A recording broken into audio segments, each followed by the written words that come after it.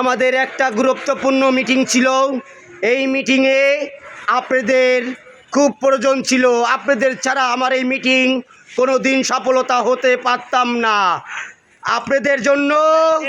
আপনাদের জন্য আমি অনেক খুশি হয়েছি আমাদের এই মিটিংয়ের জন্য।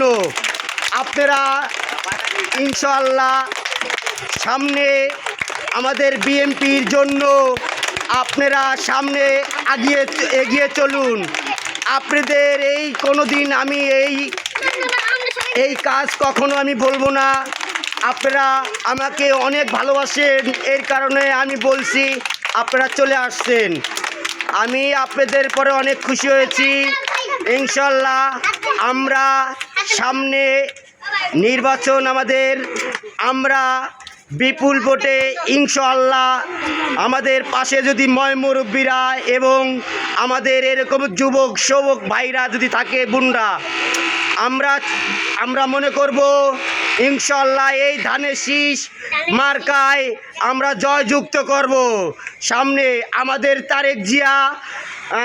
তারেক জিয়া বাংলাদেশে আসার কথা ছিল 28 তারিখে। ইনশাআল্লাহ আমাদের বাংলাদেশে তারেক জিয়া আসবে। আমি এইখানেই আমার বক্তব্য শেষ করলাম। প্রিয় বাংলাদেশি, আসসালামু আলাইকুম ভাই ও বোনেরা এবং সিনিয়র পার্সন নেতারা।